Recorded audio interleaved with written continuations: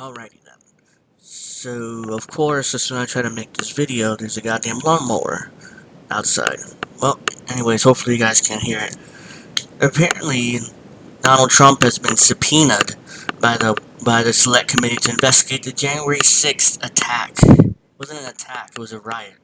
Jesus Christ, attack, like 9/11 attack, ridiculous. Anyways, he was subpoenaed, and he's supposed to testify on November 14th, I believe. Yeah, November 14th. He's supposed to, so let's read this real quick, and then I'll give you my thoughts. I won't read all this, like 10 pages long. So I'll probably read maybe a couple pages. Hopefully I won't bore you to death. Dear President Trump, the United States House of Representatives Resolution 503 to investigate the facts and circumstances and causes of the January 6th attack. It wasn't an attack, it was a riot. Calm down, people. And issues relating to the peaceful transfer of power. Pursuant to that directive, we interviewed more than 1,000 witnesses and reviewed over 1 million documents. Oh great, congratulations. Conducted public hearings and vindicated our rights in court against those who have tried to keep relevant information from the Select Committee. La la la. As demonstrated in our hearings, we have assembled overwhelming evidence, including dozens of your former appointees and staff. You personally orchestrated and oversaw a multi-part effort to overturn the 2020 presidential election and to obstruct the peaceful transfer of power.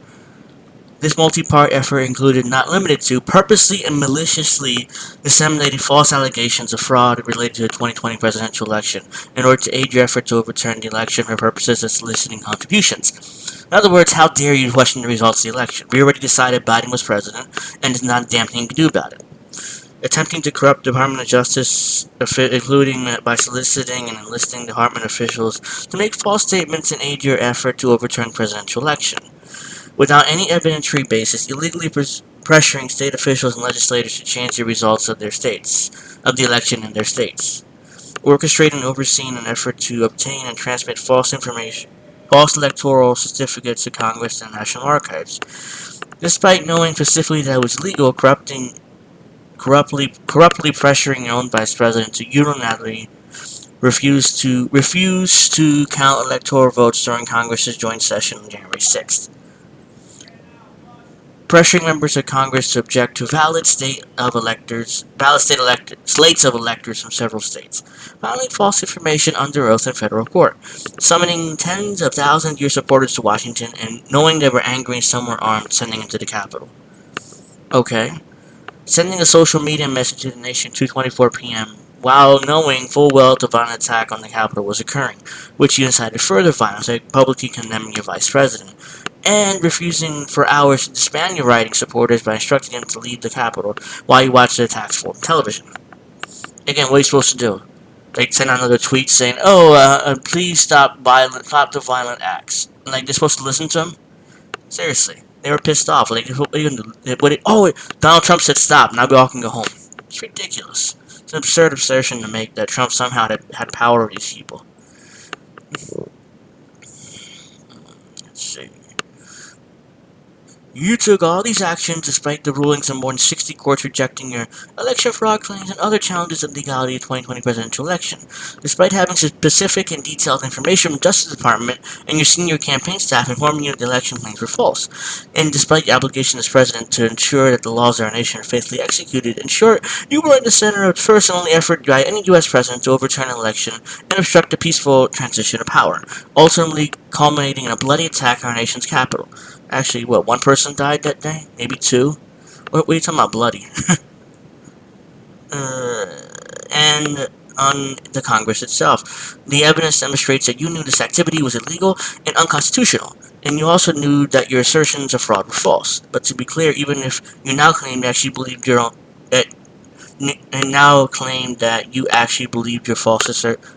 false election claims, this is not a defense.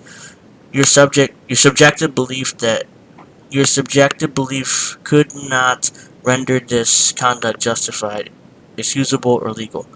Because of your central role in each element of these actions, the Select Committee unanimously directed the issuance of a subpoena seeking your testimony and any relevant documents in your possession on these and related topics. These subpoenas call for testimony regarding your dealings with multiple individuals who will now themselves invoke the Fifth Amendment privilege against self-incrimination regarding their communication with you, including Roger Stone, Lieutenant General Michael Flynn, blah, blah, blah, John Eastman, Jeffrey Clark, Kelly Ward. These Fifth Amendment assertions made by a person who interacted related directly with you and your conduct. They provide specific examples where your truthful testimony under oath will be important.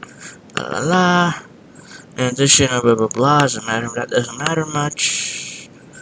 These subpoenas overheard number 4th, number 4th, and the hearing will be on or about number 14, 2022. Let's see, it'll be under oath, blah, blah, blah, blah. Likewise, for any document describing the schedule, you may make relevant objections in a privilege log. Objection, which will be produced to that committee by subpoena return date.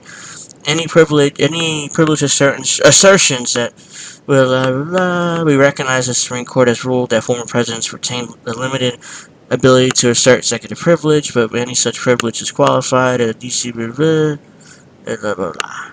Alright, so it's a bunch of boring stuff here, and the rest of it is just the schedule,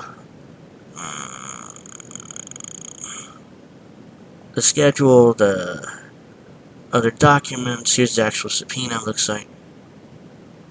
By authority of the House of Representatives, blah, blah, blah. Base of production, 1540A, Longworth House Building, Washington, D.C., number 4th at 10 a.m. U.S. Capitol Building, Washington, D.C., or by video conference, number 14, 2022 at 10 a.m. Committee resolution. This is the actual resolution. Alright, so that's pretty much it. Donald Trump will apparently be forced to testify. What I would do? Very simple. I would plead the fifth on everything. I'm not giving him any, like, why do you have, I mean, this is clearly a witch hunt against Trump. So why would I give them any testimony that they can use against me later? Like, I plead the fifth. Every little question you have, I plead the fifth. So what are you gonna do? Now I get the fuck off out here, eat lunch, and then go back home to Florida. That's what I would do. I wouldn't engage in this and play a little game by actually answering questions. I plead the fifth. Sorry. Good luck trying to prove I actually committed a crime January 6th.